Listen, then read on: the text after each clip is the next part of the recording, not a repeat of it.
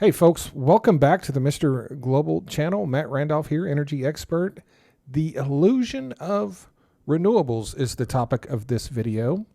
And no, it is not an anti-renewable video.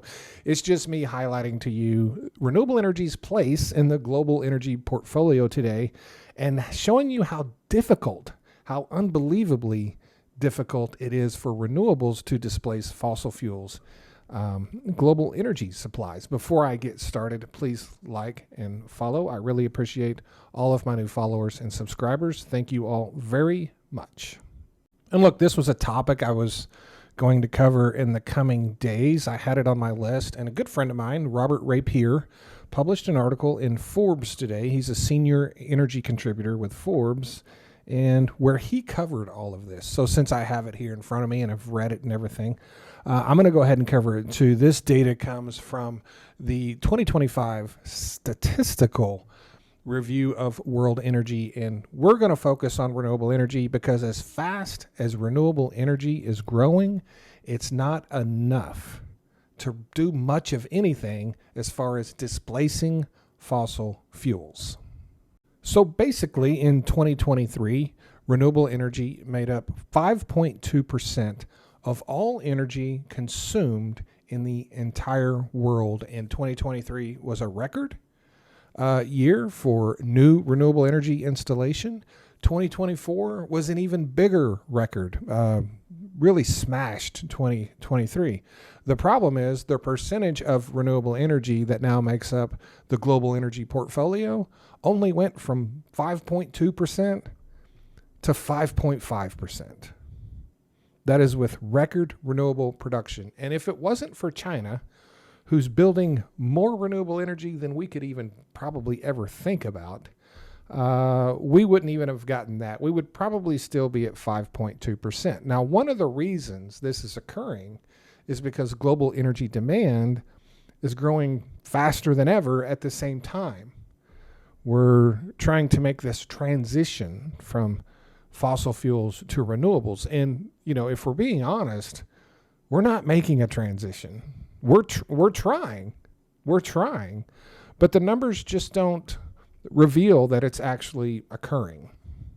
And another thing that this means is that, you know, carbon emissions are going to continue to rise because the majority of new energy that comes on is still fossil fuel energy. In 2024, record renewable energy installations and production just skyrocketing.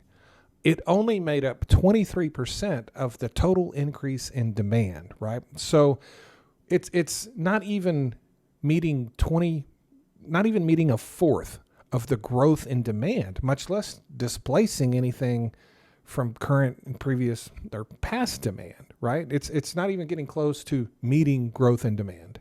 Now, in the United States specifically, renewables met 67% of all of the growth in demand. So that's a very good number, but we're talking about globally. And when you're talking about climate change, you're talking about, you know, carbon emissions and all that stuff, that 23% number is not good at all. 67 is not bad.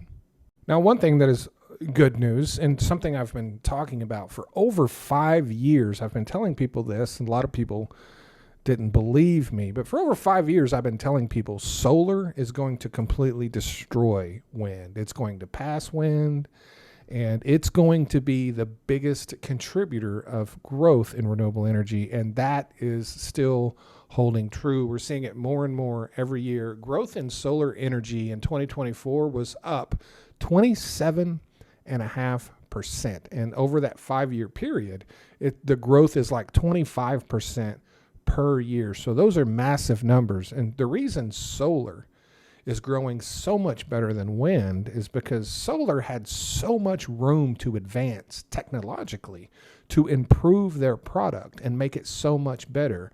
Wind power, even 5 years ago, hadn't reached its peak of sort of, you know, technological advancements, if you will, but it was near the top, right? It was near the top. The sort of potential of solar is still astronomical. There's going to be things we can do with solar power in the future that hasn't even occurred to us yet. I envision a future, decades from now, where you have like a single, maybe 2 foot by 2 foot solar panel on your house that's powering your whole house, right? That is absolutely something that's going to come with advancements in technology. If you think of the old bag phone, the old Motorola bag phone, and you look at the phones we have today, imagine that was solar power, right? All of these, people having their whole roofs covered with solar power and all that stuff, that's gonna go away. And another thing that's coming online is just shingles that have built-in solar power, and those will be super expensive. And that's why I do think that a more practical use or approach to solar will be just a much more condensed solar footprint, where you have a single solar panel on your house that will power everything. I think those days are coming. We can't realize those technological advances with wind power. We just can't. It's not efficient enough. And the efficiency of solar is going to compound as the years go by. And with that growth in solar being like 27%, the growth in wind was 7. The growth in wind was 7.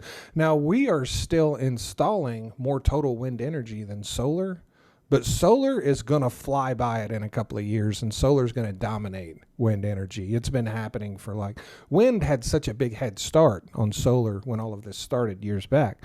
Solar is going to blow wind away for sure. I get a lot of questions about, hydroelectric power. It's basically stuck where it is, and it does produce a significant amount of energy. But hydroelectric power projects are massive projects, right? I mean, you can put up a solar farm in, a few months. It takes years to build a massive hydroelectric power system.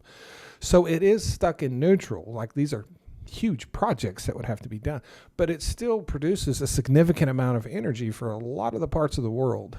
But basically what all of this means is, we're many, many years into this transition, and renewable energy is still only making up a fraction of global energy consumption, and it's not rising enough to really matter that much, going from 5.2% to 5.3%. I mean, how many years is it going to take to get that number to half?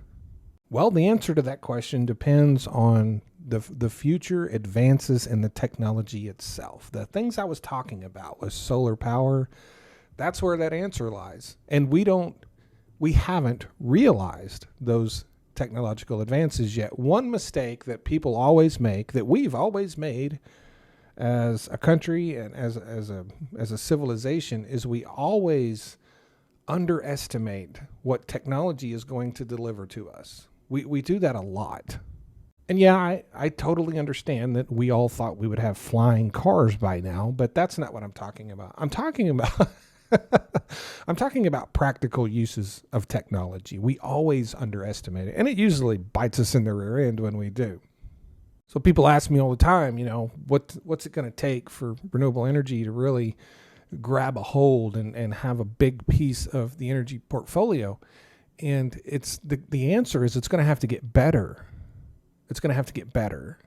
It's already gotten significantly better by being significantly cheaper. Now what needs to happen is the footprint of it needs to be reduced drastically, because there's renewable projects all over the country that have been canceled by local communities and counties because they take up too much space. People don't want wind farms. People don't want solar farms. They're too big.